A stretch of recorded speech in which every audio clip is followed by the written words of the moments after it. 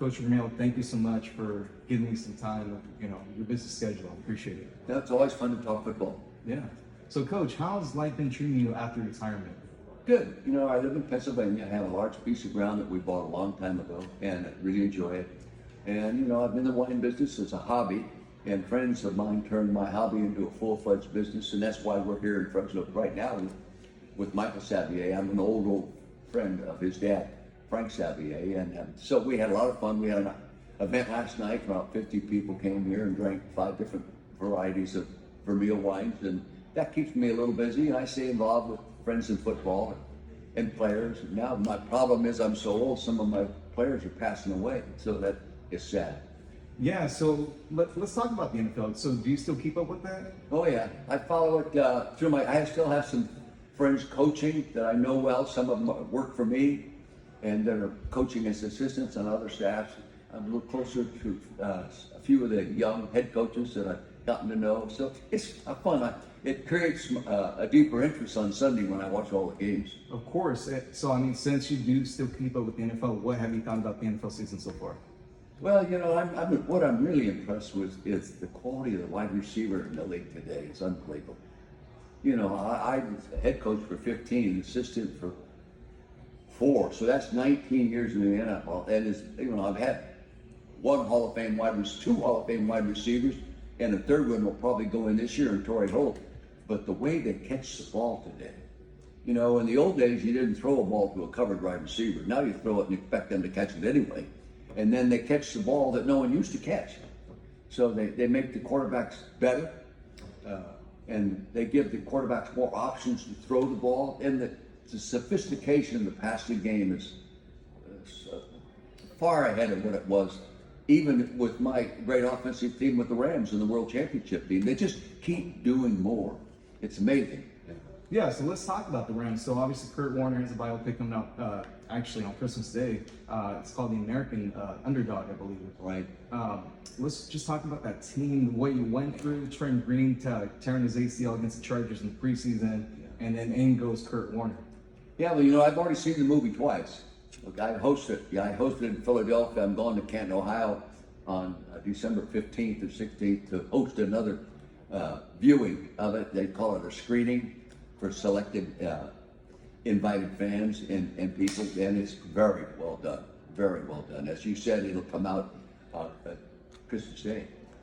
But that's fun. But Kurt Warner is a unique story, and they did a good job of telling it. It's a lot more to Kurt Warner and the story in the movie than just his football side of it. But it's an amazing story. But he went. In the movie they leave out the first year he was with us, which was my second year at the Rams. He was our 3rd quarterback at that time. And then he took over as the starting quarterback our 3rd year there when Trent Green went down against the Chargers in a preseason game. And from there he became the starter, and from there he shocked us all. I thought he could play. No way did I know he could play like he could play. Most of the time, if you're impressed, or a lot of the times, if you're really impressed with a guy on the practice field, especially in the quarterback position, you always say to yourself, well, he probably can't do that in a game. He's never done it before. He was a relay kid, and all of a sudden he does it better in the game than he does on the practice field. So there aren't many like him, and there may never be another one. Who would be the most memorable player that you coach in your entire coaching career? Either UCLA with the Rams or with the Eagles, or to me, my memorable players are memorable kids. They're just great kids, and it wasn't always based on the evaluation of how well they played the game. It was just the kind of person he was. Marvin Kendricks was here last night. I coached him at UCLA 51 years ago. His 2 sons are great quarterbacks in the NFL, making a lot of money. And he was, to me, one of my favorite players of that era, just because of the kind of person he was. But I've been around so many. I lost one last night, passed away, Claude Humphrey. God bless him. He was a great football player, Hall of Famer, and a unique, wonderful human being. And so I've had so many. The Jaworskis and the Bergies, who just had major surgery on his jaw this week. My age group now are starting to have health issues, and Wilbert Montgomery, Marshall Faulk, Tony Gonzalez, Willie Rope, Will Shields. I can name so many guys that so positively influenced me in my career. My high school players, you know, Don Lighting, conference, Bob Christopherson, these kind of kids, just to me, great people that happen to play football, and I had the opportunity to be around them. You know. What's the greatest memory of your coaching career? Greatest single memory? Or one that stands out from the rest? Not necessarily the best, but just something that you know. Well, that stands out to me probably is the Rose Bowl. UCLA and Ohio State had beaten us soundly in the regular season, and then we upset them in the Rose Bowl. It's still considered the biggest upset in history of the Rose Bowl.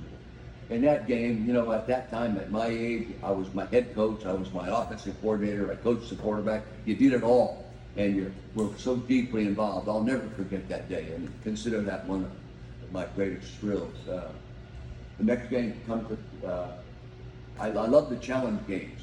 We played the Pittsburgh Steelers, world champions in '79 as I was at Philadelphia. They were 4-0 coming out of a world championship. No one had beaten them, and they came to Philadelphia. And we had made the playoffs for the first time in '78, and we upset the Pittsburgh Steelers. That was a huge, huge win for us with that great team, and it helped us. You know, the NFC Championship game, and we beat Dallas, was an unbelievable experience for us. And we went on to the Super Bowl and lost. Then, of course, Super Bowl 34. You know, I had a great football team. I've never gone into a game in my life so confident we could win it.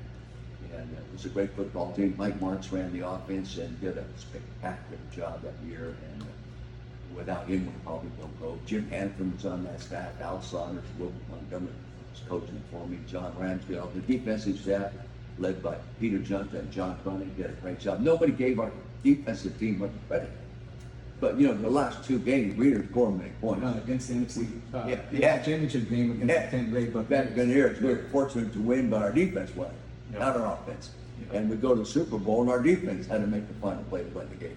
So, but, you know, I those kind of games, Hillsdale High School, I get the championship game against Cappuccino, Thanksgiving Day, at the Burlingame Field right across from the airport in San Mateo there. I remember that like it was yesterday.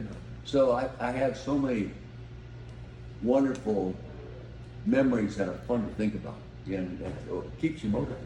Yeah. What's the best piece of advice that you can give someone that's you know, that wants to be a head coach one day, either in college football or in the NFL? What's the best advice that you can give them? Well, be willing to learn, listen, care. Make sure your players know you care about them.